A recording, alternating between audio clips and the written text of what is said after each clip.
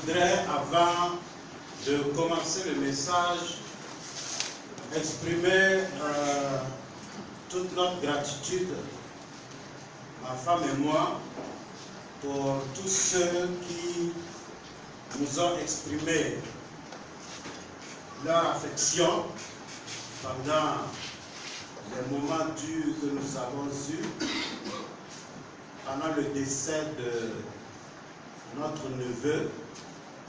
Que Dieu vous le rende centuple. Plusieurs d'entre vous nous ont appelés, certains même sont passés à la maison. On s'excuse pour ceux qui sont passés à la maison et qui ne nous ont pas vus. Que le Seigneur vous bénisse puissamment. Aujourd'hui, nous allons continuer avec le sujet que ceux qui lisent chaque matin les méditations ont, le sujet sur le réveil. Et ce matin, nous allons plus particulièrement nous baser sur le fait que il faut se réveiller de son sommeil. Réveille-toi de ton sommeil.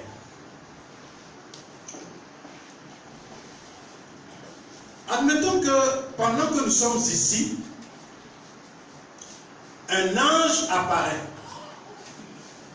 Et nous tous, nous savons que c'est un ange qui vient vraiment de Dieu. Et il nous dit, dans un mois, le Seigneur Jésus-Christ va venir. Quelle sera l'attitude de tout un chacun? Même si peut-être on ne croit pas à ce qu'il dit, il y en a qui vont essayer de régler leur vie. Vrai ou faux?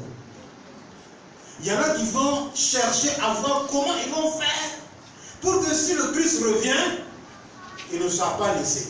Ou bien? Certes, c'est une bonne chose. Mais une chose doit chaque fois nous habiter. Le Seigneur peut arriver d'un moment à l'autre.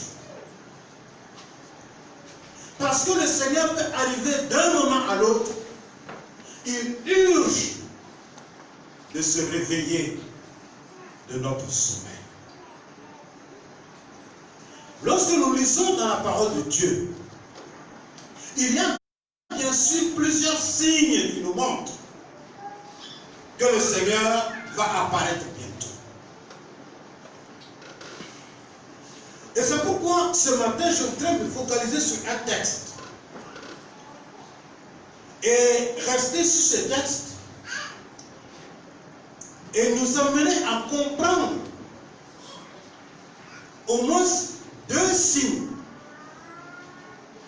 qui nous montrent l'imminence du retour du Seigneur et qui nous interpelle à nous réveiller. Lisons dans Romains, le 13e chapitre, les versets 11 au verset 14. Romains 13, 11 à 14. Cela importe, d'autant plus que vous savez en quel temps nous sommes. C'est l'heure de vous réveiller enfin du sommeil. Car maintenant le salut est plus près de nous que lorsque nous avons cru. La nuit est avancée, le jour approche. Dépouillons-nous donc des œuvres des ténèbres et revêtons les armes de la lumière. Marchons honnêtement comme en plein jour, loin des excès et de l'ivrognerie, de la luxure et de l'impudicité, des querelles et des jalousies. Mais revêtez-vous du Seigneur Jésus-Christ et n'ayez pas soin de la chair pour en satisfaire les convoitises. Amen. Dimanche dernier, le pasteur Jérémie nous a parlé du réveil ou du renouvellement spirituel. Et aujourd'hui, je vais continuer dans la même lancée. En nous montrant pourquoi vraiment il est temps pour nous de nous réveiller. Il est temps pour nous de chercher le renouvellement spirituel. Dans la parole de Dieu, nous voyons plusieurs signes qui montrent l'imminence du retour de notre Seigneur. Il y a des signes qui sont liés aux conflits entre nations, les signes qui sont liés aux catastrophes naturelles, les signes qui sont liés aux pandémies, des signes qui sont liés aux relations humaines, des signes qui sont liés au caractère des gens, mais aussi des signes qui sont liés aux enseignements parmi le peuple de Dieu. Ce matin, je voudrais parler des signes qui sont liés aux enseignements au milieu du peuple de Dieu, mais aussi au caractère au milieu du peuple de Dieu, qui peuvent justement nous endormir et faire de telle sorte que le jour du Seigneur nous surprenne. Les premiers chrétiens avaient conscience que le Seigneur ne tarderait pas et qu'il pouvait arriver d'un instant à l'autre. Cette conscience du retour imminent de Jésus orientait toutes leurs actions, tous leurs comportements, toutes leurs paroles. Aujourd'hui, malheureusement, nous avons, pour la plupart de nous, perdu cette conscience de l'imminence du retour de Jésus. Et parce que nous avons perdu cela, ça amène beaucoup d'entre nous à se laisser choir dans le sommeil spirituel.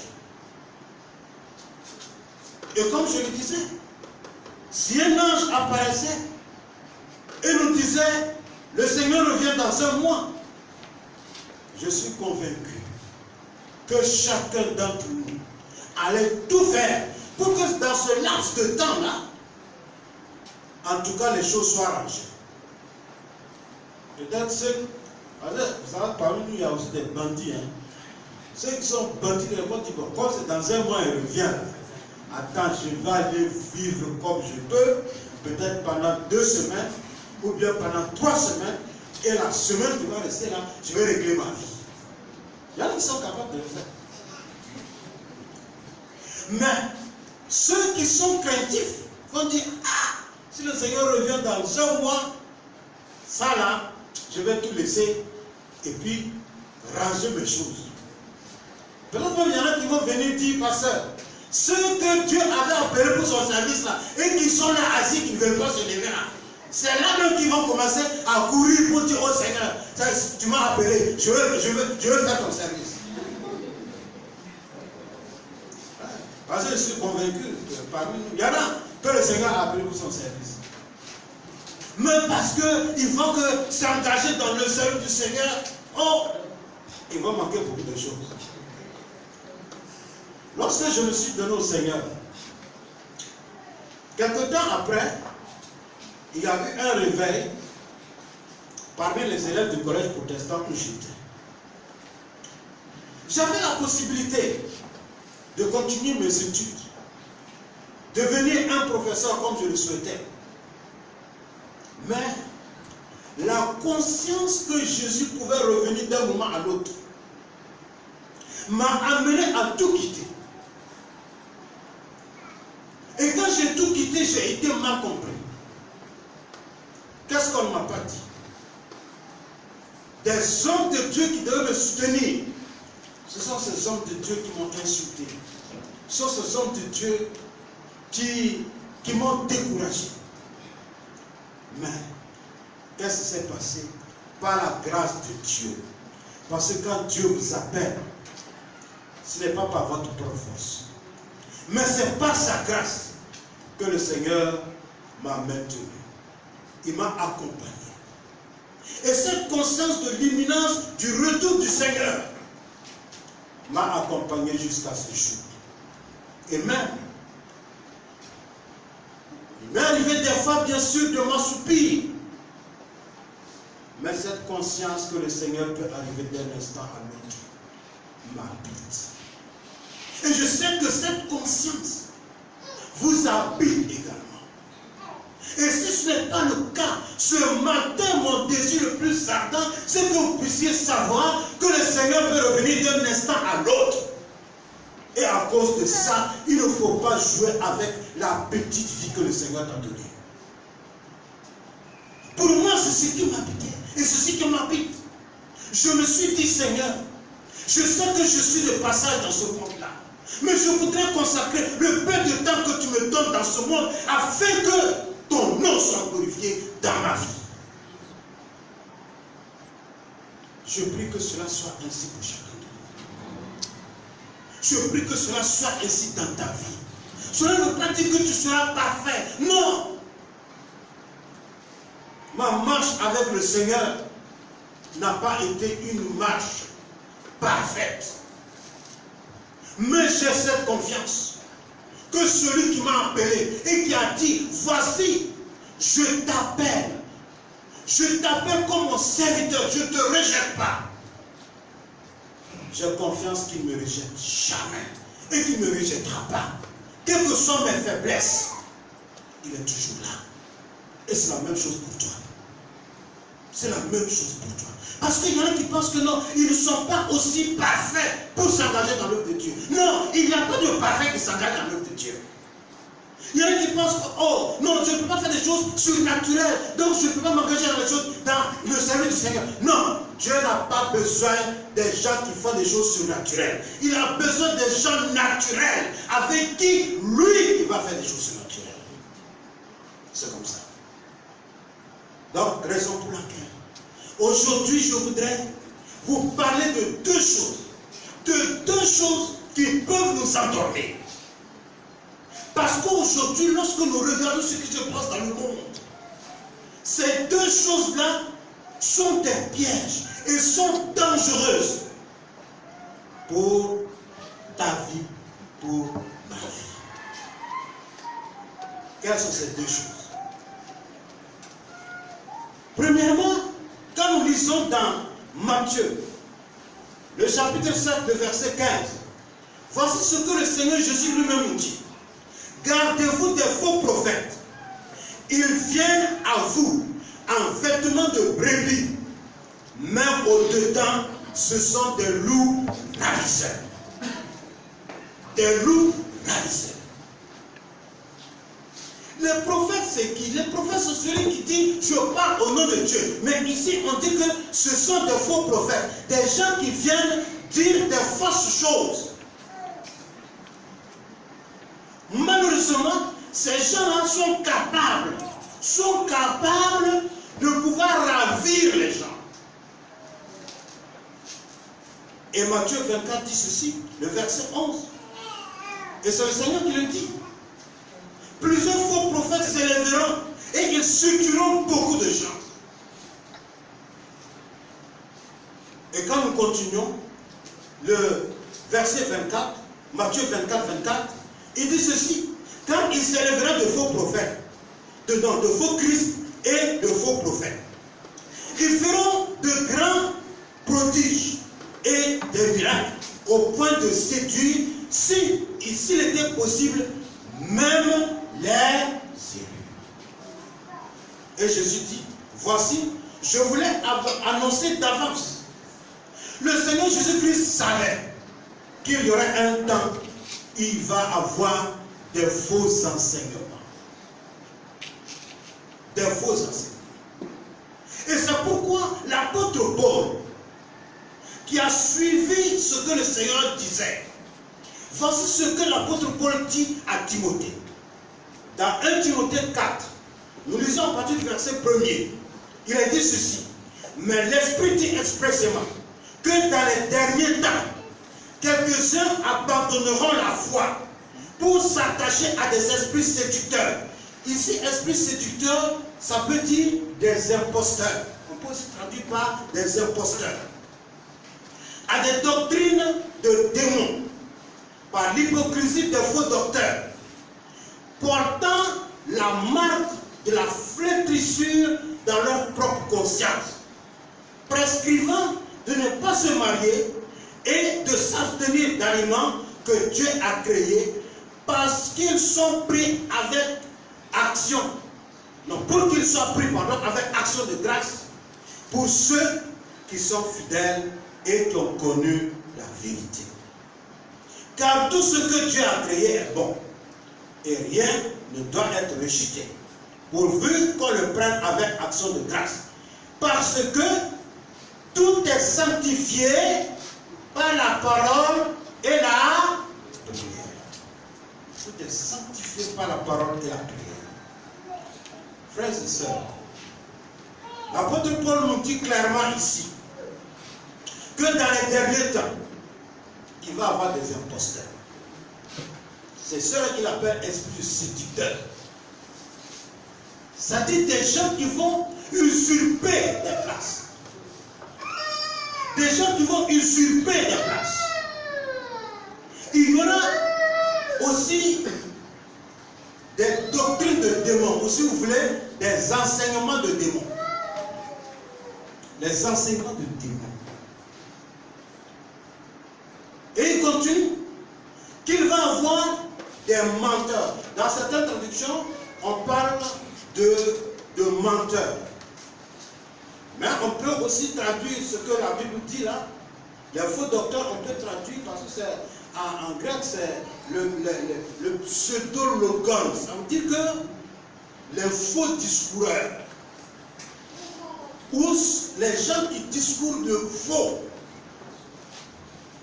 les gens qui parlent de ce qu'ils ne connaissent pas. Ils pensent qu'ils connaissent, mais en réalité ils ne connaissent pas. Et l'apôtre Pierre, dans 2 Pierre 2, 1 dit ceci. Il y a eu parmi le peuple des faux prophètes. Et il y aura de même parmi vous des faux docteurs ou des faux enseignants qui introduiront des sectes pernicieuses et qui, reniant le maître qui les a rachetés, attireront sur eux une ruine soudaine. 2 Pierre 2, 1. Ici, c'est quoi? Les faux prophètes ont été parmi le peuple de Dieu. De même, les faux enseignants vont être aussi parmi nous. Et la Bible dit qu'ils vont introduire des sectes pernicieuses. Ça veut dire quoi? Ça dit que une secte, c'est quoi? Une secte, c'est ce qui se sépare de ce qui est reconnu. C'est ça une secte. Une secte, c'est ce qui se sépare de ce qui est reconnu. Mais ici, ça ajoute l'adjectif pernicieux. C'est-à-dire que c'est des choses dont tu ne vas même pas t'en rendre compte. Mais tu es déjà engagé. Tu ne t'en rends pas compte, tu ne t'en rends pas compte et tu es déjà engagé. Les sectes, ce sont comment on appelle, ces faux enseignements qui entrent dans l'église, qui regroupent des gens qui suivent ces enseignements. Alors que ce ne sont pas de vrais enseignements, ce ne sont pas des enseignements vraiment que le Seigneur a donné comme il se doit. Quelle attitude faut-il tenir vis-à-vis de ça? La Bible nous dit ceci. Car il viendra un temps, 2 Timothée 4, à partir du verset 3. Car il viendra un temps où les hommes ne supporteront plus la saine doctrine ou le saint enseignement, mais ayant la démangeaison d'entendre des choses agréables, ils se donneront une foule de docteurs, selon leur propre désir, détourneront l'oreille de la vérité et se tourneront vers les fables. Mais toi, sois sobre en toutes choses, supporte la souffrance, fais l'œuvre d'un évangéliste, remplis bien ton ministère. Oui, mes frères et sœurs, il est clair que dans les derniers temps, il va y avoir des gens qui préfèrent entendre des choses qu'ils aiment. C'est la Bible qui dit, c'est moi qui le dis. Des gens qui ne seront plus capables de supporter la vraie vérité. Ils vont se donner leur vérité à eux. Et c'est pourquoi nous devons faire attention. Nous devons faire attention et faire de telle sorte que nous puissions être comme le Seigneur demande que nous soyons. Et l'apôtre Jean nous dit, dans 1 Jean 4, 1, bien-aimés, n'ajoutez pas foi à tout esprit, mais éprouvez les esprits pour savoir s'ils sont de Dieu, car plusieurs faux prophètes sont venus dans le monde. L'apôtre Jean, le bien-aimé, nous donne ici une attitude à tenir. Il ne faut pas croire à tout. Même moi qui suis là, si je vous dis des choses qui ne sont pas bibliques, qui ne viennent pas de l'Esprit de Dieu, ayez la liberté de dire non. Parce que je ne suis pas Dieu. Je ne suis que son serviteur. Et je peux bien dire des choses peut-être qui émanent de ma propre chair. C'est pourquoi la parole de Dieu nous invite à être comme les gens de Béret. Tout ce qu'on vous enseigne, allez vérifier dans la parole, tient la route. Mais faisons attention. Parce que l'enseignement, le vrai enseignement, tient toute la globalité de la Bible. Parce qu'aujourd'hui, les faux enseignements, c'est quoi? Les faux enseignements, c'est lorsqu'on prend un verset biblique et on se tient là-dessus. Tout en oubliant qu'ailleurs, il peut être dit une autre chose qui est contraire à ce qui est dit là. Et c'est pourquoi, lorsque nous enseignons la Bible, nous devons enseigner la totalité de la Bible. Nous devons enseigner la globalité de la Bible. Pas simplement nous arrêter à des petits versets qu'on va prendre par-ci par-là pour essayer de les mettre de façon logique et dire que c'est ça la parole de Dieu. Faisons attention à ça. Faisons attention à ça. Tout doit se tenir ensemble. Parce que la parole de Dieu ne se contredit pas. La parole de Dieu s'explique par elle-même.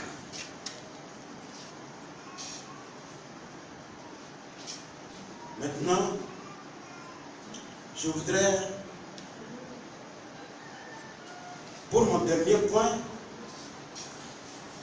à ces faux enseignements, ayant aussi le caractère des gens. Comment est-ce que nous pouvons discerner? Nous pouvons discerner à partir même des caractères des gens. Est-ce que je vais faire comprendre? À partir des caractères des gens. Un exemple simple. Toi, tu t'arrêtes devant les gens. Tu dis, mes frères, la parole de Dieu a dit, ne sois pas en colère contre ton frère. Il ne faut pas que le soleil se couche sur ta colère. Et c'est toi qui n'es pas capable de pardonner. Tu n'es pas capable de pardonner ton frère. Tu n'es pas capable de dire, oui, ce frère, il m'a énervé. Tu dors avec ta colère. Et c'est toi qui dis, la parole de Dieu dit de ne pas dormir avec la colère. Si ton frère qui t'a énervé, va le voir, règle ça. C'est ça la vérité. Mais ton frère t'a dit quelque chose qui t'a énervé, tu tiens ça dans le cœur, tu l'emprisonnes dans ton cœur, et c'est toi qui es là en train de dire aux gens, Seigneur ne veut pas que ta colère là, tu dormes avec. Frères et sœurs, la parole de Dieu là, ce n'est pas du haut bas au bas. La parole de Dieu, c'est la vérité. Très souvent, nous disons, Seigneur, manifeste-toi. C'est bien. Mais quel est notre rapport avec ce qu'il nous dit? Le caractère des personnes, les derniers temps. 2 Timothée 3, 1 à 15, à 5. 2 Timothée 3, 1 à 5. Voici ce que l'apôtre Paul dit à Timothée. Sache que dans les derniers temps, il y aura des temps difficiles. Car les hommes seront égoïstes, amis de l'argent, fanfarons, hautains, blasphémateurs, rebelles à leurs parents, ingrats, irréligieux, insensibles, déloyaux, calomniateurs, intempérants, cruels, ennemis des gens de bien, traîtres, emportés, enflés d'orgueil, aimant le plaisir plus que Dieu, ayant l'apparence de la piété, mais reniant ce qui en fait la force. Éloigne-toi de ces hommes-là. Tu as entendu ce que j'ai dit? Examine-toi toi-même ce matin. Examine-toi toi-même ce matin. L'égoïsme aujourd'hui. Dieu seul sait. J'aime provoquer les hommes, surtout les mariés. Parce que quand un marié s'achète une voiture, il s'achète d'abord pour lui, ou bien il s'achète la moto pour lui. Et quelquefois, il ne se préoccupe pas de sa femme. Non, je ne dis pas que c'est ce qui se fait parmi vous. Non, il ne faut pas commencer à... Non. Maintenant, si tu commences à te plaindre, c'est que, bon, on dit, qui s'excuse, s'accuse. C'est vrai. L'égoïsme, nous sommes des êtres foncièrement égoïstes. Ça, il ne faut pas qu'on se... Mais aujourd'hui, il y a une sorte d'égoïsme qui fait de telle sorte que l'autre n'existe plus. L'autre n'existe plus. L'amour de l'argent. Oh, je m'excuse, hein. Aujourd'hui, bon, c'est vrai, le seul pasteur qu'il y a ici, c'est mon collègue. Mais je dirais ceci. Je suis étonné qu'aujourd'hui, il y a beaucoup de serviteurs de Dieu qui sont tellement amoureux de l'argent. Vous savez, quand on est amoureux d'une femme, là, vous savez ce que bon, on fait. Ça veut dire qu'ils sont tellement amoureux de l'argent. En plus, on dit, bah, péménant. Vous voyez, quand vous voyez le bouc là, le bouc derrière, vous voyez comment il fait.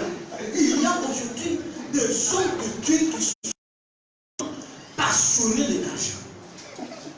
Que tout ce qui se passe autour d'eux, ils ne voient même pas.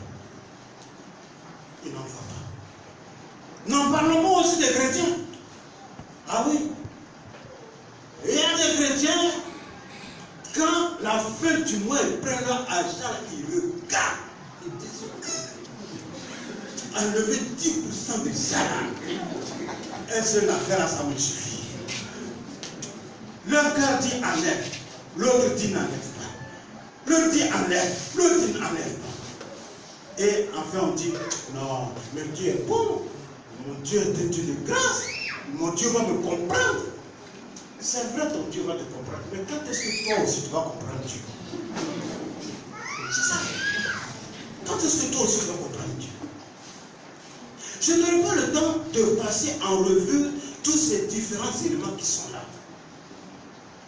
Fanfaron, des gens qui parlent. En fait, fanfaron et hôtel, c'est presque la même chose.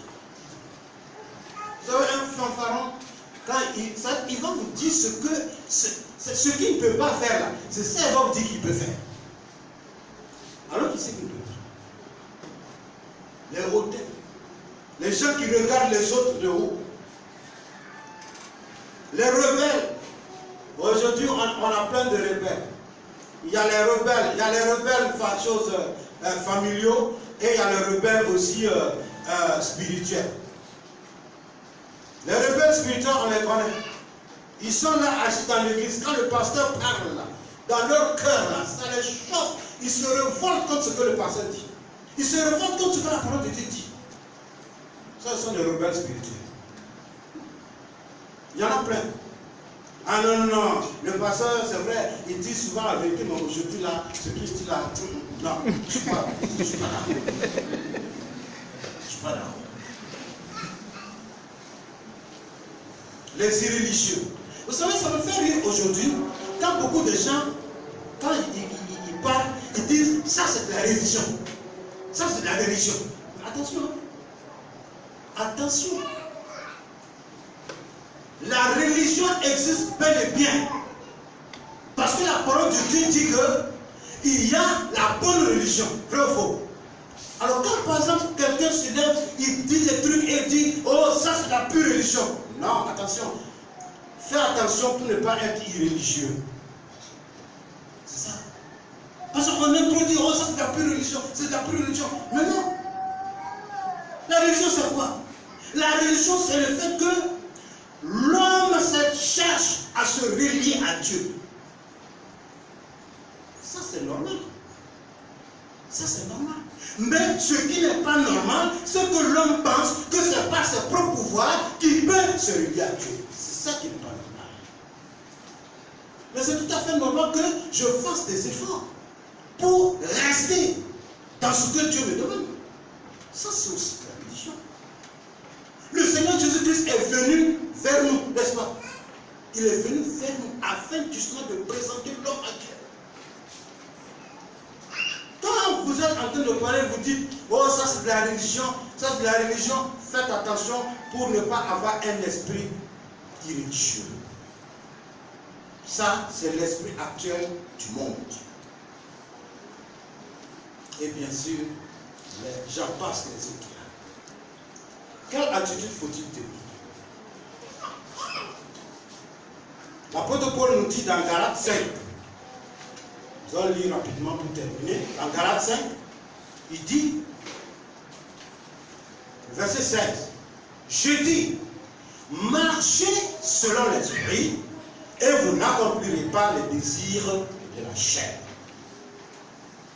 Mais le fruit de l'esprit, verset 22, c'est l'amour,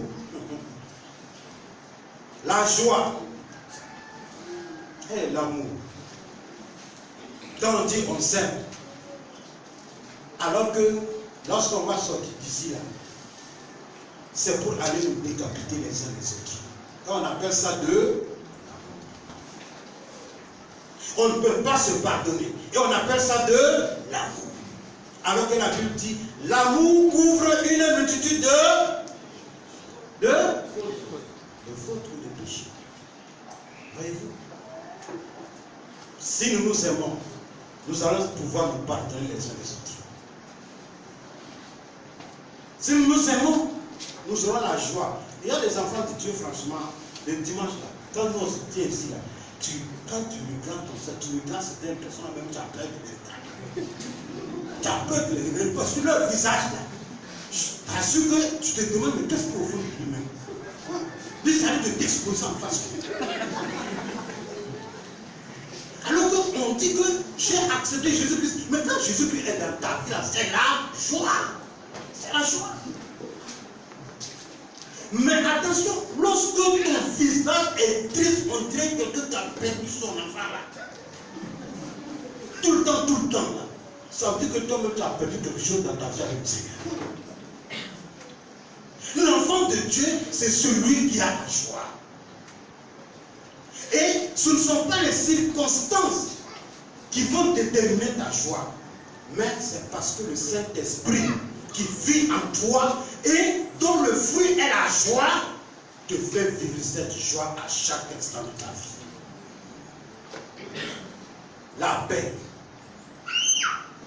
Et il y a des gens, c'est-à-dire eux là, quand tu parles de paix, ils ne comprennent pas ce que ça veut dire. Pour eux, c'est la bagarre.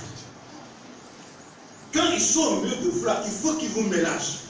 S'ils ne vous mélangent pas, ils ne sont pas satisfaits. Où est la paix dans tout ça? Il y a des enfants de Dieu, dans leur cœur, c'est le tonnerre qui gronde chaque jour. C'est des troubles dans leur cœur. Comment est-ce que tu veux avoir la paix? Alors que Dieu te dit qu'avec son esprit, tu as la paix en toi. La patience. Ah, voici encore notre paire de manches. Malheureusement, je n'ai pas le temps d'expliquer tout ça. Mais un jour, on va faire une étude suivie de ces choses. La patience. Aujourd'hui, la jeunesse, c'est une jeunesse impatiente. C'est-à-dire que ce qu'on sème aujourd'hui, on veut récolter ça aujourd'hui. Et ça fait qu'il y en a qui papillonnent. Mais ça ne vaut pas la peine. Sans patience là, tu ne peux rien gagner dans le monde. Sans patience, tu ne peux rien gagner. Donc, sois patient, mon frère. Sois patient, mon frère. La bonté. La bénignité, c'est-à-dire la bienveillance, c'est-à-dire on a une sorte de disposition à faire du bien aux autres. La fidélité, la douceur, la tempérance. La loi n'est pas contre ces choses-là. Ceux qui sont en Christ ont crucifié la chair avec ses passions et ses désirs. Si donc nous vivons par l'esprit, marchons aussi par l'esprit. Si nous voulons que notre caractère soit selon le caractère de Dieu, alors la voie que le Seigneur nous montre, c'est vraiment de laisser le Saint-Esprit prendre le contrôle de notre vie, comme nous avons entendu le dimanche passé. Si le Saint-Esprit prend le contrôle de ta vie, c'est là que son fruit va se développer en toi. Et tout ce qu'il a comme œuvre de la chair vont commencer à tomber petit à petit.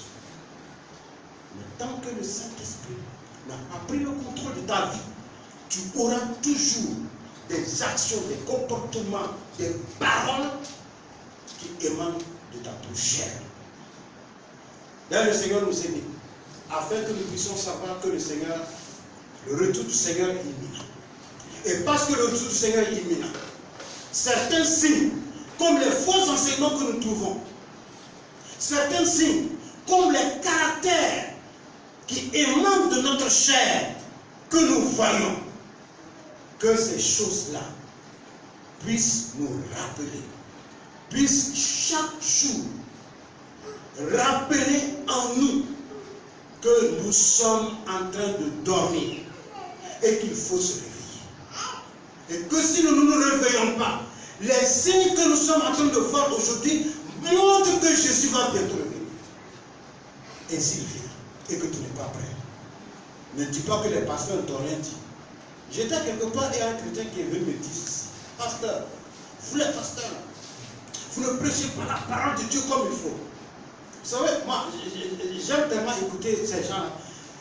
Et je dis, mais c'est quoi on ne prêche pas là, mon frère? Il dit, mais vous ne prêchez pas assez les prophéties de l'Ancien Testament, les prophéties qui sont dans Apocalypse, pour montrer que Jésus-Christ revient bientôt. J'ai dit, encore, c'est ça, j'ai compris. Donc aujourd'hui là, je ne vais pas vous dire ce qui m'a dit ça. Mais au moins aujourd'hui, ce que le monsieur m'a dit là, moi j'ai accompli ça. Voilà, j'ai accompli ça. Peut-être pas au nom de tous les pasteurs, mais au moins, je vous ai dit que le retour de Jésus est imminent. Et que les signes que nous voyons aujourd'hui, ce sont les faux enseignements, mais c'est aussi des caractères charnels. Et qu'il faut faire attention. Parce que ce sont ces choses-là qui vont nous endormir. Et si ces choses nous endorment, lorsque le Christ va arriver, eh bien, nous risquons de rester sur le carreau. Oh, que le Seigneur nous aide. Nous allons chanter un chant pour terminer. Peut-être si le groupe musical et la chorale peuvent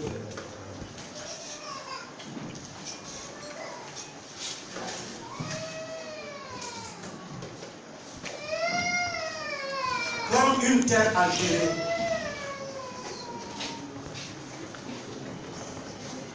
Soupir après l'eau du ciel.